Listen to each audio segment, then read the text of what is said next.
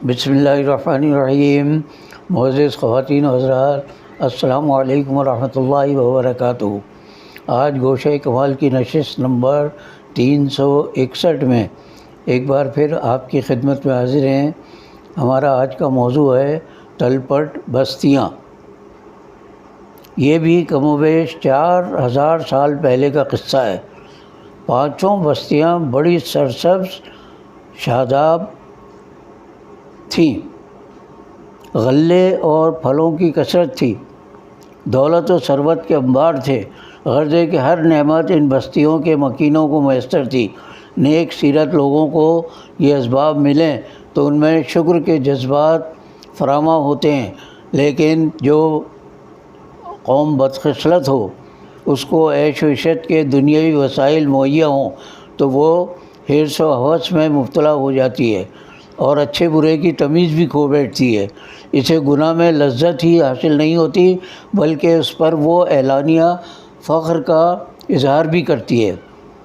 یہ ایک ایسی ہی قوم کی عبرتناک داستان ہے جس کی گواہی ان 5 شہروں کے تباہ شدہ آثار آج بھی دیتے ہیں۔ اس قوم نے خباثت میں خنزیر جیسے جانوروں کو بھی پیچھے چھوڑ دیا تھا۔ وہ اخلاقی زوال اور نفسیاتی اور نفسانی خواہشات کی تمام حدیں پار کر چکی تھی۔ اس نے اپنی ہلاکت و بربادی کے لیے جو غلیظ راہ اپنائی، اس پر پہلے کسی قوم نے قدم نہیں رکھا تھا۔ اس نے اپنی ہلاکت و بربادی کے لیے جو غلیظ راہ اپنائی، وہ کبھی گناہ اس سے قبل کسی انسان کے وہم و گمان میں بھی نہ آیا تھا۔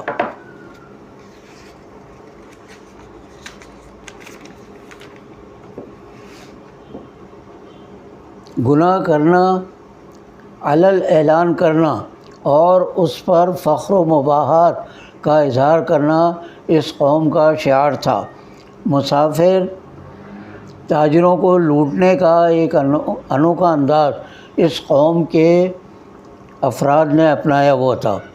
کوئی سوداگر ان کی بستی میں مقیم ہوتا تو لوگ مال دیکھنے کے بہانے فرداً اس کے پاس آتے اور نمونے کے لیے تھوڑی تھوڑی چیزیں اٹھا کر لے جاتے، یہاں تک کہ سارا سامان ختم ہو جاتا اور سوداگر کے پاس کچھ نہ رہتا، نہ مال، نہ اسباب اور نہ اس کی قیمت یا منافع۔ تاجر کے رونے پیٹنے پر وہ ستمگر ایک ایک کر کے آتے، اس سے اظہار ہمدردی کرتے اور کہتے، میں تو صرف اتنی سی چیز لے کر گیا تھا، آپ رنجیدہ خاطر ہیں تو اسے واپس لے لیں۔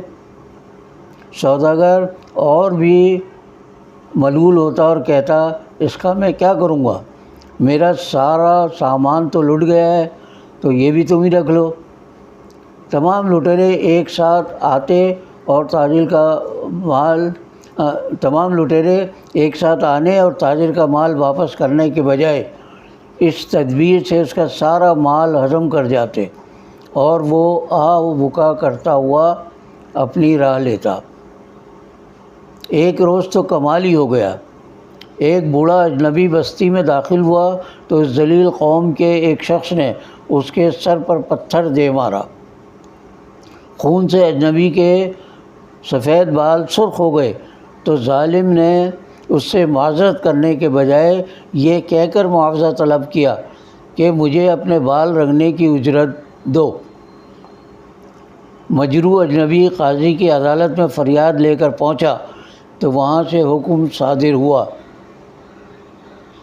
پتھر مارنے والے کا مطالبہ درست ہے، اس کی وجہ سے تمہارے سفید بال سرخ ہوئے ہیں، لہذا اسے معاوضہ ادا کرنا تمہارا فرض ہے۔ عدل و انصاف کی ایسی مثال اس قوم سے پہلے کرۂ ارض پر کہیں موجود نہ تھی، لیکن اس سے ملتے جلتے نمونے آج دنیا میں بلکہ اپنے ملک میں بھی جگہ جگہ دیکھے جا سکتے ہیں۔ خباثت فحاشی میں بری طرح لڑی ہوئی اس قوم کے درمیان شرافت و پاکیزگی کا ایک اعلیٰ نمونہ بھی موجود تھا۔ اس کی وجہ سے یہ بستیاں عذاب الہی سے بچی ہوئی تھیں۔ اس نیک نفس انسان کے گھر میں ایک مرتبہ 3 مہمان آئے۔ تینوں نہایت حسین و جمیل تھے۔ بستی کے نوجوانوں نے پاک باز و پاک طینت میزبان کے گھر پر دعویٰ بول دیا۔ وہ ان خوبرو لڑکوں کے ساتھ بدفعلی کے لیے بے چین تھے۔ وہ دنیا میں اس گناہ کے موجد اور خوگر تھے۔ اپنی بیویوں کو چھوڑ کر ہم جنسوں سے انہیں رغبت تھی۔ اللہ کا نیک بندہ ان کی بدترین نفس پرستی دیکھ کر خوفزدہ ہو گیا۔ اسے اپنے مہمانوں کی عزت و حرمت کی فکر لاحق ہو گئی۔ خوبصورت نوجوانوں نے اسے اطمینان دلایا کہ آپ فکر نہ کیجیے، ہم انسان نہیں فرشتے ہیں۔ نفس و ہوس کے یہ بندے ہمارا کچھ نہیں بگاڑ سکتے۔ ہم اتمام حجت کے لیے آئے ہیں۔ اللہ نے ان پر شدید عذاب نازل کرنے کا فیصلہ کر کے ہمیں اس کام پر مامور کیا ہے۔ آپ اپنے اہل خانہ کو لے کر صبح سے پہلے یہ بستیاں چھوڑ دیں، لیکن آپ کی بیوی یہیں رہے گی، کیونکہ وہ اس گناہ گار قوم کی رکن ہے اور ہلاکت اس کا مقدر ہے۔ رات ختم ہوئی تو پہلے ایک ہیبت ناک چیخ بلند ہوئی اور پھر چشم فلک نے دیکھا کہ بھری پوری بستیاں یوں الٹ گئیں جیسے کسی نے ہاتھ کی ہتھیلی اور 5 انگلیوں سے مٹی کے گیلے تودے کو پلٹ کر رکھ دیا ہو۔ اس کے بعد پتھروں کی تیز بارش نے ساری قوم کو سنگسار کر دیا۔ غیر عورتوں کے ساتھ حرام کاری سے زیادہ گھناؤنے اس جرم کی عادی یہ قوم اسی سزا کی مستحق تھی۔ یہ اس قوم کا عبرتناک انجام تھا جس کی ہدایت کے لیے حضرت لوط علیہ السلام مبعوث ہوئے تھے۔ وہ حضرت ابراہیم علیہ السلام کے بھتیجے اور اللہ کے ایک برگزیدہ پیغمبر تھے۔ یہ قوم سدوم، عمورہ، اوما، سبوہیم اور باجے یاسوغر نامی بستیوں میں آباد تھی، جن کے لیے قرآن حکیم نے معتکفات یعنی تلپٹ بستیاں کا جامع لفظ استعمال کیا ہے۔ سدوم ان بستیوں کا مرکزی شہر اور دارالسلطنت تھا۔ حکم الہی سے ان بستیوں کو اوندھا کر کے الٹ دینا اس قوم کے خبیث عمل سے مشابہت و مطابقت رکھتا تھا۔ یہ لوگ اس علاقے کے قریب آباد تھے جسے آج شرق اردن کہا جاتا ہے۔ ان کا صدر مقام بحیرہ مردار میں غرق ہے، جہاں پانی کے اندر ڈوبی ہوئی بستیوں کے کچھ آثار عبرت کے لیے آج بھی باقی ہیں۔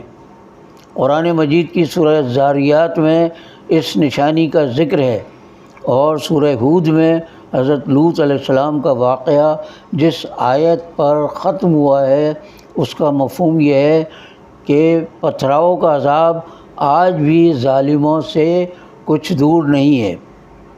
خدا نہ کرے کہ قوم اس عذاب کی سزاوار ٹھہرے۔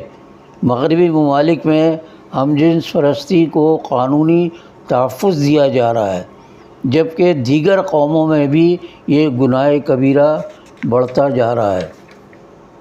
خلاف فطرت اس فعل خباثت کو لواطت اور اس کے مرتکب کو لوطی کہنا ایک جلیل القدر پیغمبر کی شان میں سخت گستاخی کے مترادف ہے، لہذا اہل ایمان کو ان الفاظ کے استعمال سے گریز کرنا چاہیے۔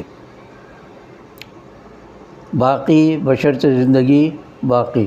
انشاءاللہ اگلی نشست میں کسی اور موضوع کے ساتھ آپ کی خدمت میں حاضر ہوں گے۔ اللہ حافظ۔